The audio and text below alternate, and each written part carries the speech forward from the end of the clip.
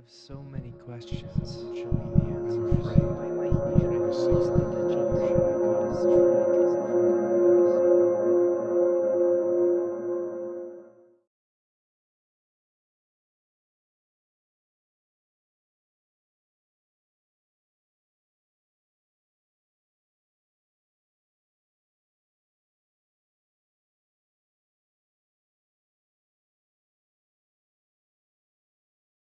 Welcome back, everyone, to An Ordinary Search for Truth. My name is Nate, and today we're going to be going into probably the most powerful teaching of non-duality that there is. This video is going to be absolutely essential to understanding non-duality, and this question and the answer that I found after investigating it absolutely changed everything about my life and about myself, and changed the way that I view everything. This might be a longer video, but hang in there. This is going to be one of the most deep discussions that I've ever done on my channel, so it'll be well worth the watch. Whether you remember or not, each night you dream. And we're going to be talking about our personal dreams, and then expanding that to the question, what happens when God dreams? Now, dreaming has been used by gurus, sages, enlightened masters throughout the ages to teach incredible concepts about reality, especially non-duality. So there's some very key elements or aspects of our personal dreams that we're going to take a look at to begin. Some of these are the dream environment that we experience and the physics that we experience within that dream environment. Dream characters and entities that we interact with within our dreams, and our dream self, or the body or entity that we feel that we are when we are dreaming. Some other things within our dreams that we experience is sensory data, right? Our senses, taste, smell, hearing, sight, touch. The context within which our dream happens, the story of it, the events that happen, and the story that is told while we sleep, as well as the behavior of our dream, of ourselves, and of the characters that we meet. We can start asking some very interesting questions about these elements of our dreams, and we can start to apply them to our waking reality to come to some very powerful and life-changing conclusions. So the first question that I want to explore with you is, and go ahead, and if you have dreams that you can remember very clearly, maybe dreams that you had last night, dreams that you've had in the past, draw upon those for reference. If you don't have any, then I would highly recommend doing some dream recollection exercises, such as keeping a dream journal, to encourage remembrance of dreams, so that this video can really be super effective and you can have some personal direct experience from which to draw from. The clearer and more specific that you remember these dreams is very important, because it will allow you to draw more connections to your waking life than otherwise. So the first question that we want to ask is, what is the substance or composition of the objective external world, or the dream world, that we experience when we dream? What is it made of? So let's say that you're dreaming about walking through a forest and you see the trees all around you, you hear the leaves rustling, you feel twigs snapping beneath your feet, you smell the green, clean, lush air, maybe you hear a bubbling brook somewhere in the distance. When you're walking through that dreamscape and experiencing it, what is it made of? The twigs, the trees, the leaves, the sights, the sounds, what is it made of? Well, obviously it's mind stuff. Or we could say appearance. I'm going to use the word appearance. It's an appearance within your mind that you are conscious of, that's being projected by your mind in which you are inhabiting. So you're not experiencing atoms and energy and chemicals and molecules and forces and physical properties. What you're experiencing is a projection of your mind, an appearance within your mind. And within this dream, let's say you were dreaming that you were a scientist in a lab, that you had some really high-tech equipment that could allow you to explore the dream environment.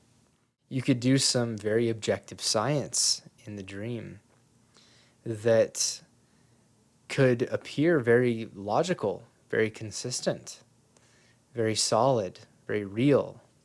At the end of the day, you're still in a dream. And so it's all still appearances. If you look in a microscope and you see molecules or atoms, what you're seeing is still an appearance within the dream. But while you're in the dream, if you don't know that you're dreaming, you could look through that microscope and say, I've found the substance of this material world here.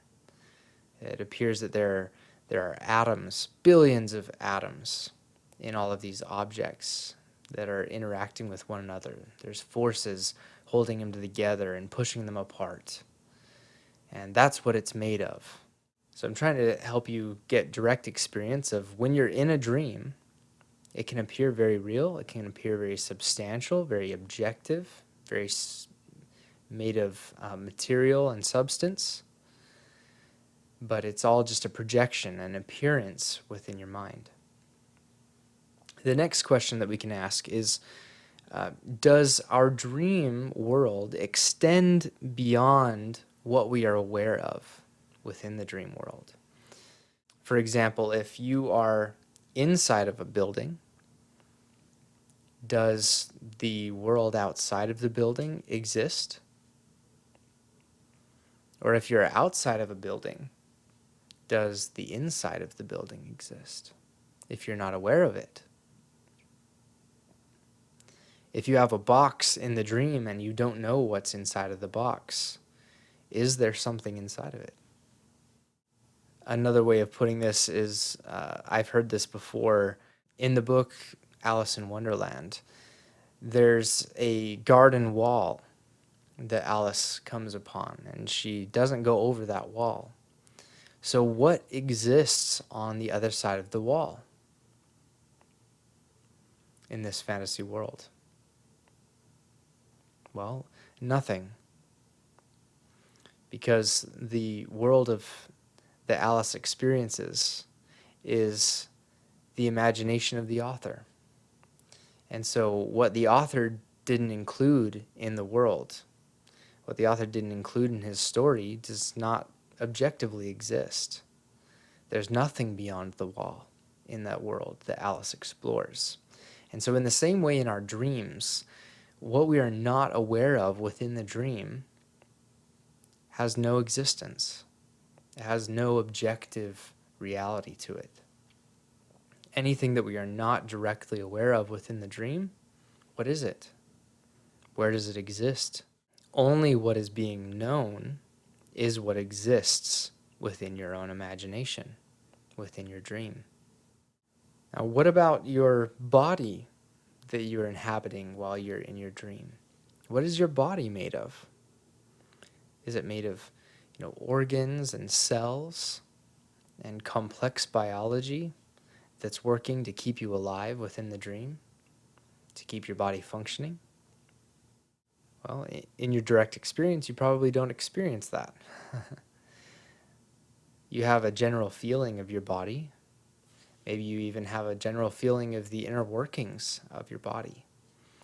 But what is it composed of? What is its substance? Imagined sensation, a projection within your mind. It's made of the same stuff that the external world in which you're interacting with is made of. It's the same substance, and that substance is your mind. Let's say that you're again in the forest, walking through the forest. Why don't you fall through the forest floor? I mean, it's not actual ground. It's not made of atoms and molecules and forces, and neither are your feet. So why don't you just fall through the floor of the forest? Or why don't you lift off of the ground? Why does it feel like there's gravity holding you down? There's not real gravity in your dream. There's not physical gravity. So then why does it feel like there is? Well, when we're in the dream, we are imagining these limits, these rules, these physical properties, and they mirror typically what our waking life is, what our experience is in our waking life. Typically, our dreams will mirror that because that's the closest thing that the mind has to being real. That's what the mind knows as being real. And so when we dream, a lot of times it will take on the same qualities that we experience in our waking life. And so that's why we don't fall through the floor in our dreams. We walk on top of it. That's why we typically don't float away in no gravity, because we imagine that there is gravity in the dream. All of these limits and structures and rules are appearances. And when we're in the dream, they appear very real and very true. How do we experience sensations within the dream? Like, let's say that you ate a chocolate cake when you're in the dream, and you can taste the rich texture, the dryness of the cake, the wetness of the icing, the taste of chocolate itself. You feel it in your mouth, chew and swallow. How do you have that experience if the cake is only an imagination and the body that you're in is only an imagination? What are these sensations? Are they electrical impulses from a physical reality to your brain? No, it's an imagination. You imagine that there is a cake, you imagine eating it, and you imagine the sensations that are associated with it. But just because it's an imagination does not mean that while we are in the dream, it doesn't feel real. Of course, when we're eating the cake, it feels like we're really eating cake. And it tastes like we're really eating cake. It might even be the best cake you've ever had in your life. And here's the last question that I'll ask about your personal dreams. How can we interact with other dream characters and entities or other people within the dream? And they feel so real. They feel so separate from us. They feel like they're real independent entities that we're interacting with. We can have a full conversation with someone in our dream. But who are they? What are they composed of?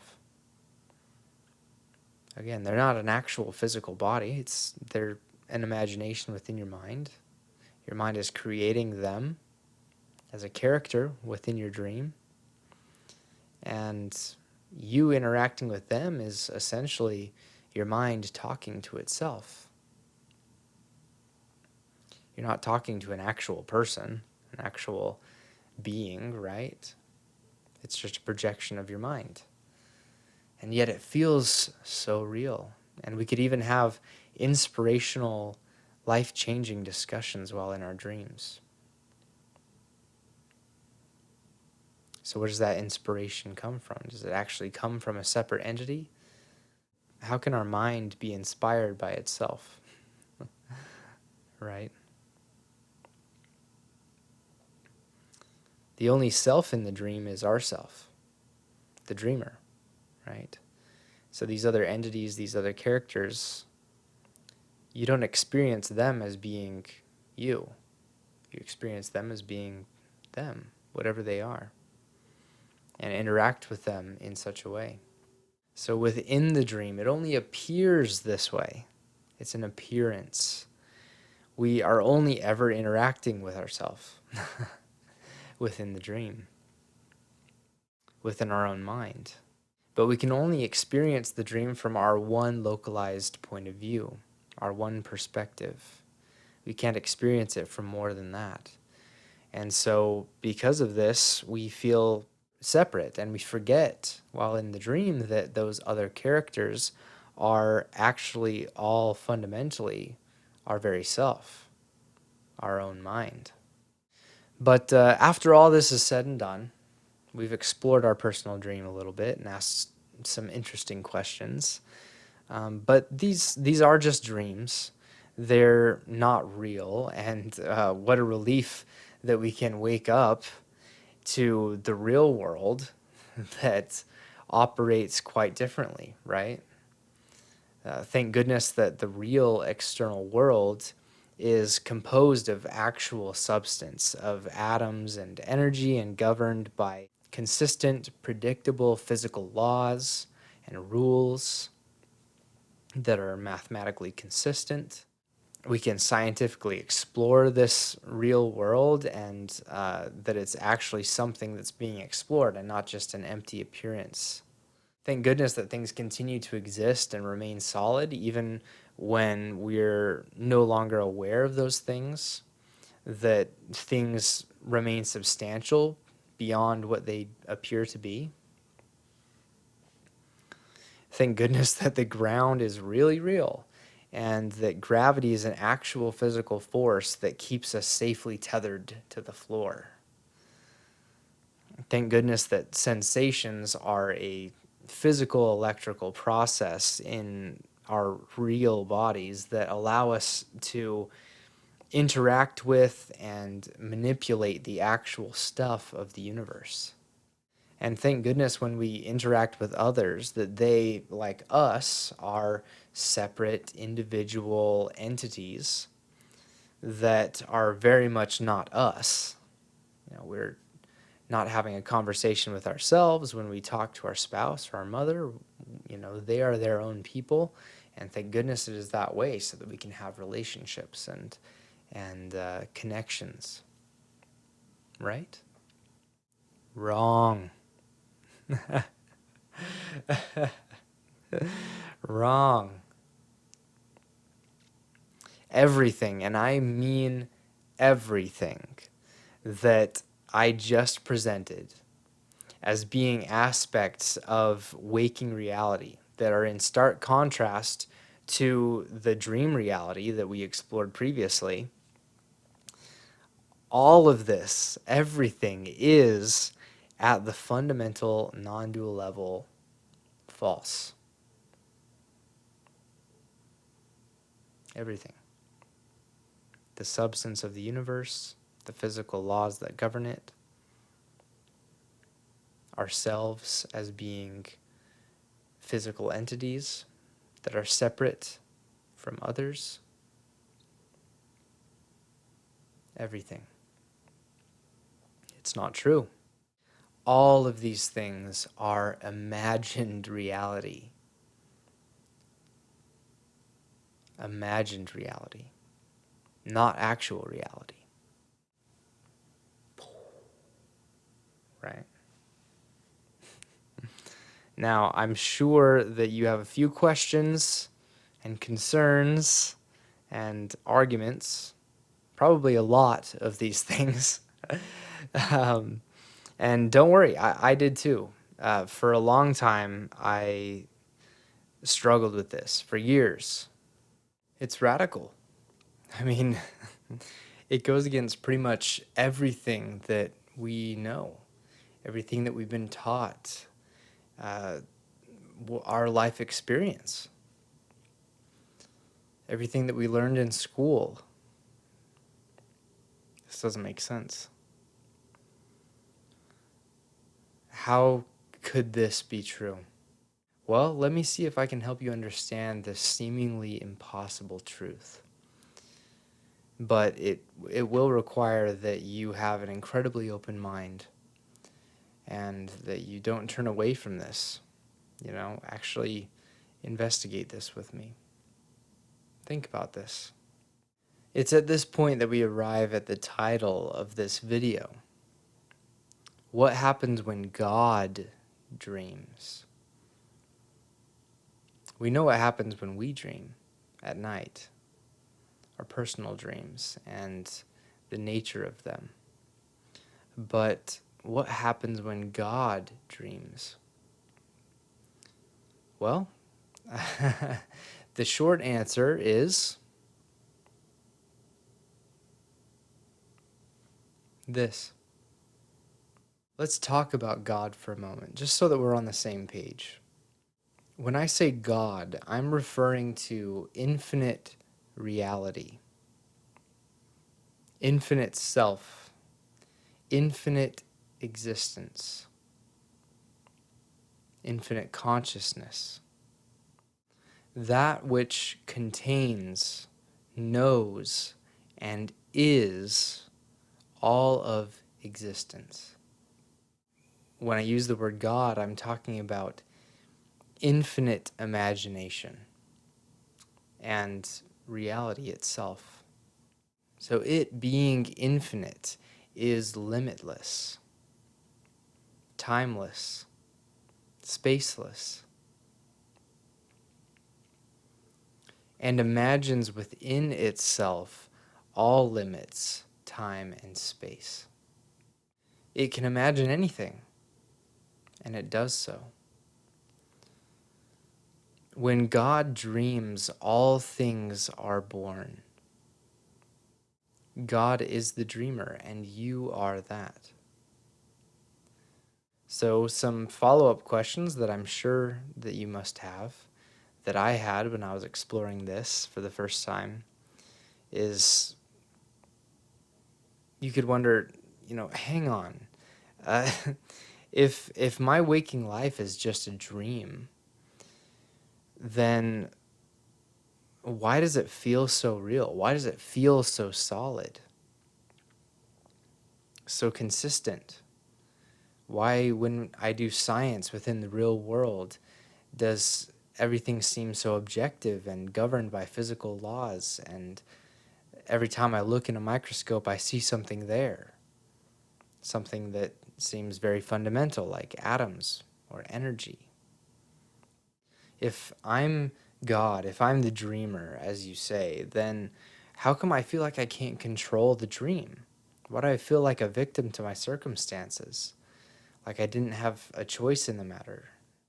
Why would God imagine such terrible things like war and death and torture, rape, murder, genocide, cancer, sickness, death?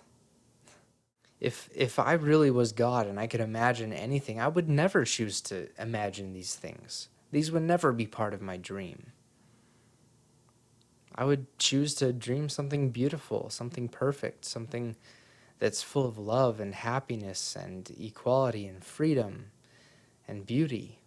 Couldn't I just decide that everyone, including myself, could have $1 million and have a perfect partner and a dream job and heaven on earth? Why couldn't God just dream that? If I was really God, that's what I would dream. These are all great questions and concerns. And the answer is this: because God is reality itself, when God dreams, its imaginations become reality itself. God is dreaming that it's a human being with a physical body in a physical universe that has physical laws. God is dreaming of that. It's dreaming that it's limited to space and time and 3 dimensions, that it was born and will die. It's imagining that when it interacts with another person, that that person is its own separate individual and not its own self. All of this that we experience in our daily life, all of it is an illusion. But because reality itself is imagining it, the imagination becomes reality. And what else could reality create other than reality? What else could reality create out of itself other than what is real? That's all that it has. That's all that it is. It's the only thing that is. It's similar to when we experience dreams at night. While we are in them, they appear real, very real. And we only realize that it was all a dream after we wake up. We only realize that it was an imagination and an appearance when we wake up in the morning, and then we realize, oh man, I'm so glad that I really wasn't actually being chased by a murderer. Or maybe we could wake up and be like, oh man, like I wish that I had really been eating at that buffet that has all of my favorite food. But it's not until we wake up that we realize what it actually was, that it was all in our mind, that the substance that we thought it was made of was just an appearance. It was all in your mind. And this, all of this, the entire universe and ourselves is the mind of God, the mind of reality. And notice that you are at the center of it. You are the dreamer. And what an incredible dream that you're having. It's pretty far out. You as God, as infinite consciousness, containing the ability to imagine literally anything. You're dreaming the realest dream that has ever been dreamed and that could ever be dreamed. This is as real as it gets.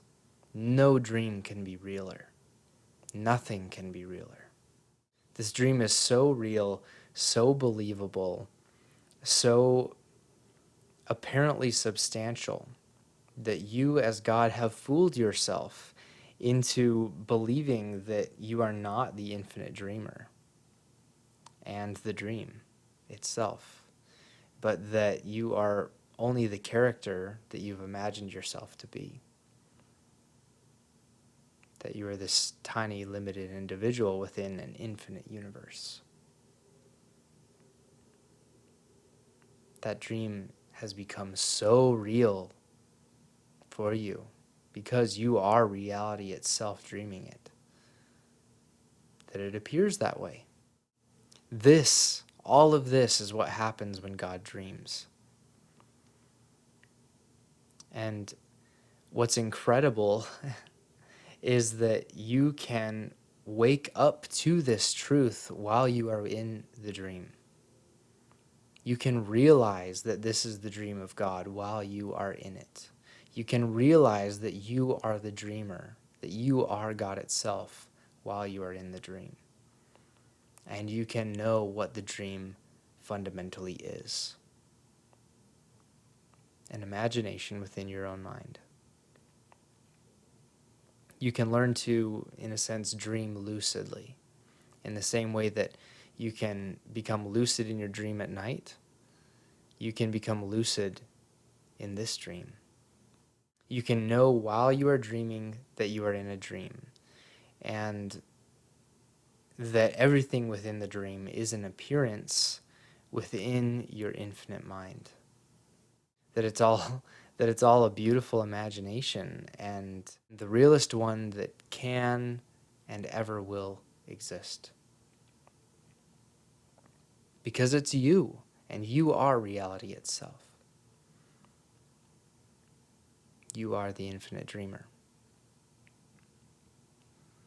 This may seem difficult to comprehend, perhaps even impossible.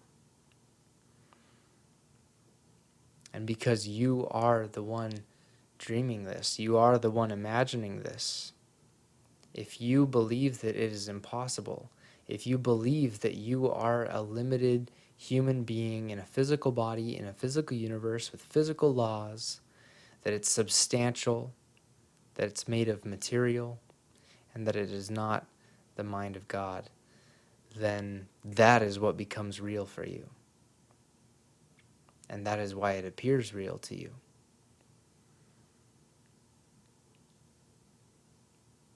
If that's what you think that your dream is, if you're in your dream at night and you don't realize that you're dreaming, it's very real. If you're being chased by a murderer, you really believe that that murderer is separate from you, that you can die, and that he can kill you. You really believe that. And you run. It's the same way here. You truly believe that you're a physical body, that you can die, that you are separate from your experience, that you're separate from other people. You truly believe that. And because you are the one imagining it, you are infinite consciousness. That is what becomes real to you. And it's the realest thing that there is. But I'm encouraging you to realize this, because when you do, you can become lucid within this dream. You can become lucid in your daily life and realize that what you're interacting with is yourself. That when you hurt other people, you are hurting yourself. When you love and serve other people, you are loving and serving yourself. That in truth, you cannot die. That death is just an illusion. You are the infinite dreamer. You can't die within your dream. That's just another dream. You are not born into the dream as a physical entity. That's just an imagination. Everything that you do science about, all the substance that you think that the universe is composed of, all of that is an imagination too. And it appears real and consistent because that is the dream of God. It has to be that way. Otherwise, you would see through it. You would recognize that it was just a dream immediately if it didn't seem as real as it is. And the fun of the dream is being able to get lost in it.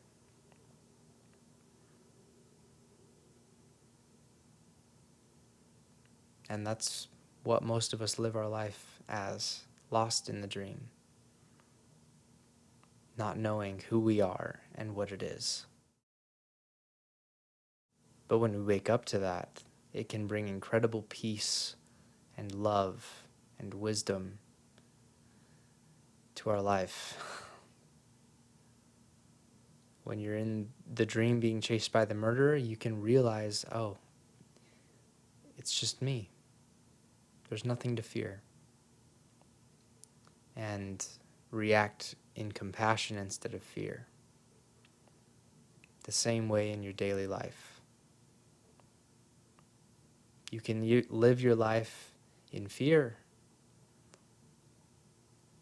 as a tiny little separate individual that's very powerless and scared and will die. And if that's the dream that you want to have, you're welcome to have it, and it will be real. But you can also see through that and come to the knowledge of the truth that you are God, dreaming everything into existence. And you are the realest thing that there is, and so everything that you dream becomes the realest thing that there is. And this is probably the highest teaching that I could ever give to you, the highest understanding that I've reached up to this point.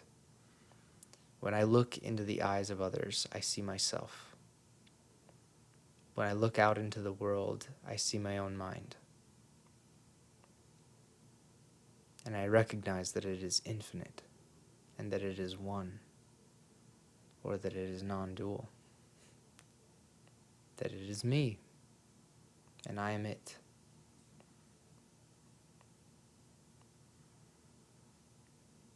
And this understanding allows me to live my life from a place of love and compassion and curiosity and wonder instead of fear.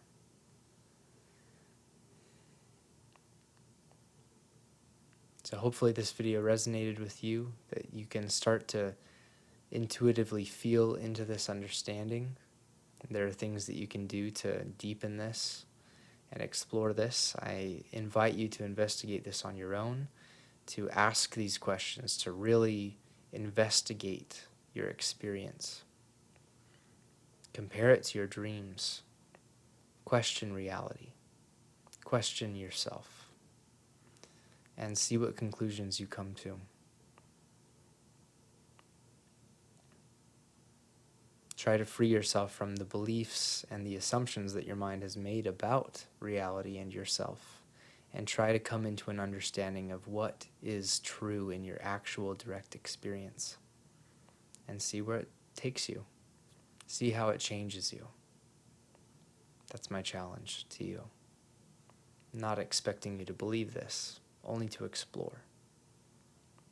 So thank you so much for watching. I loved making this video and sharing this message. If you want to be notified for future videos, hit subscribe and hit the bell. And like it if you enjoy what I'm doing here. I would love to hear your comments, your questions in the comments section. I really do enjoy interacting with you, so feel free to leave those at the bottom. I will get back to you and perhaps provide greater insight into this understanding and into this non-dual perspective. So thank you once again for watching, for sticking with me this long, and I will see you in the next video. Don't worry, I've got a lot more content for you to enjoy. Click the link to the right to see a video that goes hand in hand with what you just watched. On the left is a playlist I recommend you check out. And down below you can see my latest video release. Your support means the world to me, so thank you.